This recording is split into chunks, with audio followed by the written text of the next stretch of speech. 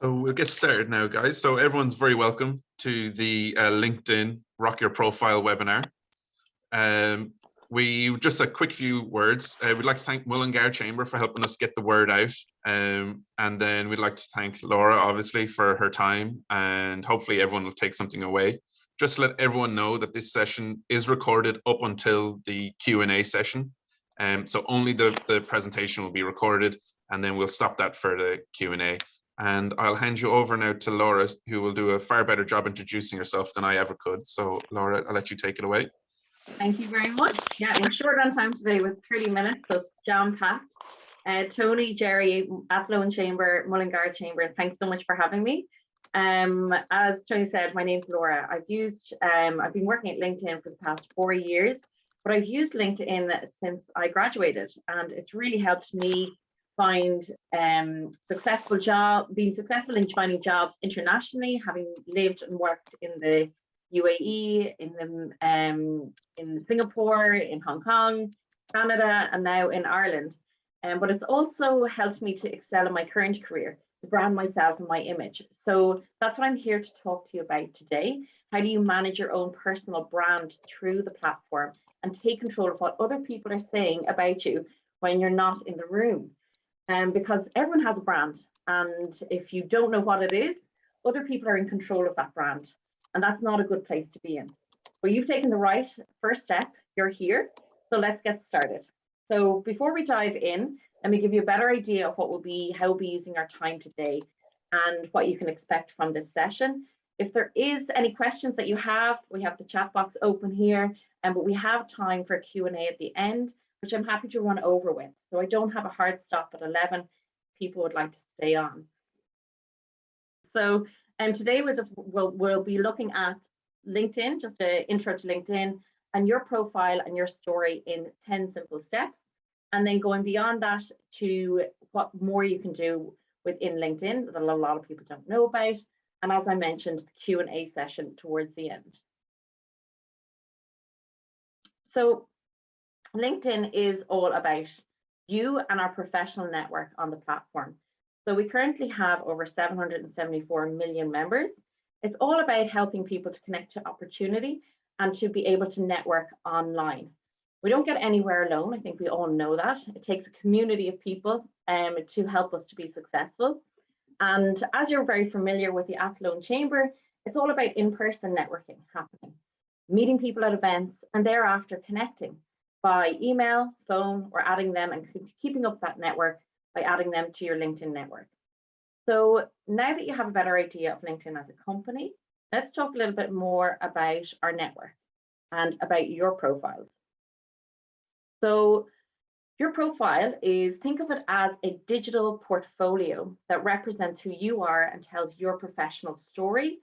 So we're going to kick off with this section with looking at some of the best practices on how to set up that profile correctly to strengthen key parts of the profile so you stand out. And please don't feel that you need to take any notes. All of these slides that I'm showing you today, while we will go through them quite quickly, they'll all be available, and Tony will send them out by email afterwards with also a one-pager tip sheet. I will also be giving a free premium license to the person who asked the best question or is the most interactive on today's call. And so that's a 6-month license for premium access to LinkedIn, and it also gives you access to LinkedIn Learning. So that's a bit of an incentive to get the hands raised and get the questions going. So let's start on step 1. First thing is to add a photo. So make sure you choose a profile photo that really represents you and looks like you. It doesn't have to be perfect. It just has to tell people who you are. So that think about like people that you knew 20 years ago, or people that you maybe met out socially will recognize you in that photo, that it's very clear, you're in good and visible. And while you may think that that 10-year-old photo is what you look like today, I'm the person, the body here to tell you that it's not. So perhaps if you could choose a recent photo with no filters, no catfishing, please, that would be most helpful. It doesn't have to be a professional headshot. It's amazing the things you can do with phones today. Just make sure that it's high resolution, has some good lighting, and just features you in the photo and not a group of people. And we see that quite a lot. And there's also on the phone, you actually can add filters to that. They're not going to be butterfly filters, but they are going to polish and maybe get rid of a wrinkle or two on the photo frame if you wish. And the next thing to do after adding a photo, it's a new feature, is to record your name. So for any fiachras or sives that we have on the call, this can be very useful. It's something you can just quickly do on your phone, and allows people to understand and be able to pronounce your name. Thirdly is, and this is a really unique thing to do, is to create your own cover story. So this is just a 30-second video introducing yourself. It gives a little bit more color to the profile. You can talk about your passions or expertise, or have a light call to action that says, feel free to message me if you'd like to chat or grab a coffee and learn more about what I'm interested in. This is for anybody that's either looking for a new job, but more around sharing your expertise or growing your following on the platform. If people are interested on the call of being an influencer or being a leader in their field. Our fourth step is to add your industry. So adding your industry is really important, and it's something that a lot of people often neglect. It really helps people to find you in the professional network, and it gives you up to 9 times more profile views. So we know that people that enter their industry are discovered up to 38 times more in recruiter searches, but it just means that the types of groups that are pushed to you, also people within your network that might be in the same industry, they'll be also recommended to you. So it makes the LinkedIn platform just work that bit better. There is the option to show that you're open to work. You can set this in your job preferences.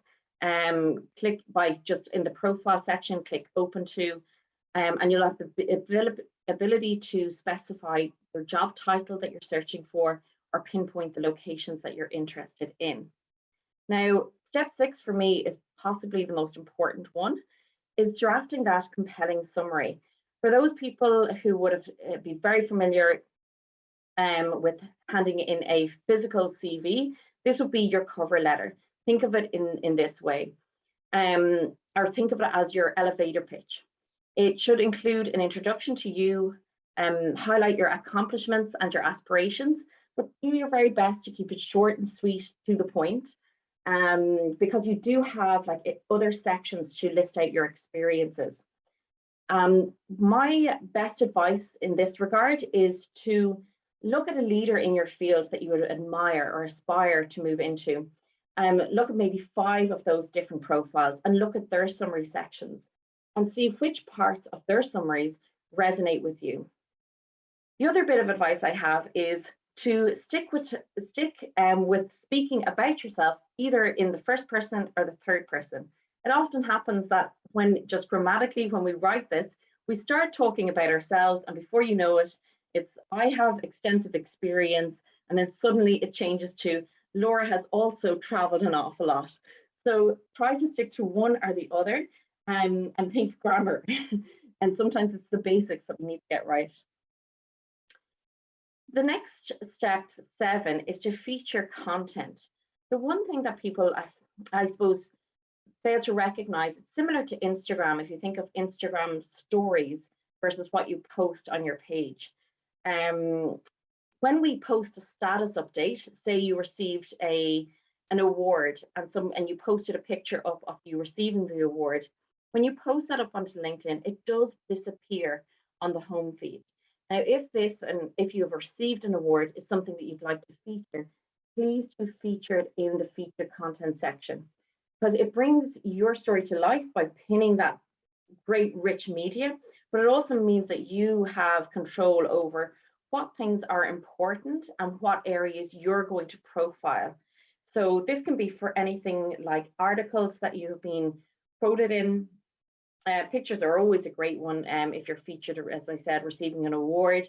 If you've just recently graduated, pinning this also. If there's a document that you wrote or presentation that you did and that you've shared publicly, this is something that can also be included in the feature content section. Detailing your work experience is part of step 8. So this is really your opportunity to tell your professional story. Now, a lot of people do struggle with this area because when we do our own jobs, we just assume that people know what our job entails. It's a great way to showcase your experience, but it is important that you get everything included in there. The reason being is that the LinkedIn, like many other online platforms, works off algorithms and works off keywords. So we want to, when we're talking about project management, you need to use certain buzzwords that are in the project management field, such as collaboration, teamwork. They need to be mentioned verbally and so that they can be pulled out for the LinkedIn algorithm to work, to connect you with other people, to connect with groups, with other professionals in the area or even jobs. So again, my advice is, and repetition sometimes is the best form of flattery.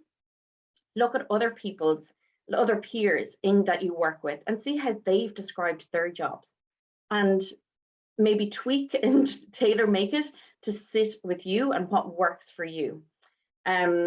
This really helps to build out a very well-rounded profile. It really gives people a good feel and texture around what your work involves as well. Now, don't forget to not neglect the voluntary experience. The voluntary experience really gives people an idea of who you are as a person. The LinkedIn profiles are built out in that way that it's not just focused on your work. We want to see a whole 360 of who Conor Costello is. So who is Conor? What is he interested in? What is his past experience and education? What do other people think of him? So don't neglect to include this. It's very important. We know that half of hiring managers say that voluntary experience for them is equivalent to formal work experience, because it establishes you as your own professional and personal identity on the platform. The step 10 and the piece de resistance on the platform is by far requesting a recommendation. Now, you can't expect to receive a recommendation unless you give a recommendation. It's a great way for you to build credibility. And if you don't already have them, think about who you would request somebody from. So I always say that, it's really good to have a work reference, a character reference as well too. And perhaps if you have the experience, an educational reference also. I think this gives a good, well-rounded experience. Now, how do you get them? Sometimes it's very challenging to ask. But as I said at the start, give and then you can expect to receive. So even in this example, this person has given three recommendations and has received 14. If you look on my profile, you'll see it's probably half and half, or maybe that I've actually given more recommendations than I have received. Now, obviously, it's not tit for tat, so it's not very fair to say, Tom, if you had said to somebody, to Jerry, for example, hey, Jerry, I've just written this recommendation for you. Can you write one for me? So a lot of this, it does need to come from a place of sincerity, of writing a recommendation for Jerry, for example, and then waiting 6 months, 8 months, and saying, would you mind writing up a recommendation for me? The wonderful thing about these recommendations is they stay on your profile forever. Whereas a lot of references nowadays are phone references. People want to be able to call somebody to verify a reference, or they want a written paper reference that may become outdated. So it's really like people tend to hire or want to be friends with people that other people are friends with, and really take stock of what people have said about another person. If you are being asked to write a recommendation, do take a look at what other recommendations have been written for people in that field. I think it's always really important to comment on somebody's work ethic, but also on their professional experience. So to have both a personal and professional recommendation, that really builds out the character of somebody. Lastly is, of course, don't forget to update your location, education, publications and accomplishments. So the hard work really goes into those first 10 steps. But then as we move through our career, it's really just about updating where we now live, any extra education that you may have done, any publications that you might have done, or any awards that you may have received. Now, beyond the profile, so this was looking at your profile. If you want to go that step further, it's really what we're talking about next is how you build thought leadership on the platform. So this is really tailoring your brand and image on the platform. So what is your voice going to look like on the platform? Now there is a difference, and I'll send you further resources on this afterwards, but there is a difference between how you share updates and how you publish posts. So updates are anything that you're probably doing, people are probably already doing, you're already doing at the call already, where you might be sharing links, articles, images, maybe sharing a job that somebody has advertised locally, or anything that your followers might be interested in. As I mentioned earlier, the challenge with the shares is that they tend to disappear. So, but it is a great way to interact in the community, liking somebody else's posts, commenting on somebody else's posts. And how it differs to publishing is something that you create, where you may be wanting to explore other topics a bit deeper that matter to you, and then you want to see and interact and see what kind of comments are you getting on that, who's liking it, who's sharing it, and let's have a look at that in a moment. How you share your status updates is very simple. So this is something that appears on your homepage. You'll see the share box come up straight away. As you can see here, what do you want to talk about? Do you want to leave a comment? Do you want to share a newspaper article? Do you want to put up an image of an event that you attended recently? And then you very simply share it after tagging people in it, and maybe putting in some hashtags. So hashtag Athlone Chamber of Commerce, at Tony Aspel was that I met the other evening, and here's a picture of us, for example. However, when you are publishing on LinkedIn, the thing to think about is that it's a great way to really elevate your career and who you are and your brand on a platform. It becomes a part of your profile. It gets shared with your network, and it reaches a very large group of professionals. So whatever you publish on LinkedIn is shared and is available to the 744 million members that we have. When you publish content, it enables people to actually not just add you as a contact, but to follow you and to see what else you're publishing, what else you're saying on the platform. So you're really becoming your own content creator on the platform. So the way that it works, or the best practices to use when you're publishing something on LinkedIn, is to create a headline that captures intention. A simple thing to do is to include a photo to stand out. And this might be, the top 10 things in project management that I've experienced, the top 10 things for an international career, my opinion piece on virtual reality. Be authentic and use your own voice. Don't try to be anybody else. Think about your audience and what they are going to want to hear. And then also keep it short and snappy.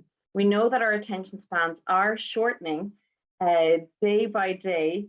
So it's really important to keep good headlines, bullet points, keep it to 5 things that I want to talk about today, but no more than an A4 page. But do think about how your audience can benefit and how it and the more you become familiar with doing this, the better you're going to become. You'll always pick up tips and tricks along the way. And the link that I share with you after this call today will give you some additional boosters or examples and templates of how you can do this. What's great about publishing content is that you can track your progress. So you can see how many people have viewed your post, who they are, where they're working, and what location they are from. And you can see how that really flourishes on the platform. And you can see this by just clicking the View Stats button, which appears just under the published article piece. Now I'm going to pause there because I know that there's a lot of information within that, and I want to keep this as interactive as possible. I know we have some joiners both from the academic arena and also from people who are in business and have careers themselves. So if you want to raise a hand just to ask any questions on what maybe I've shown you thus far, or any challenges you might be having on the platform, please do. I think now is a good time to do that as we shift over to the Q&A session.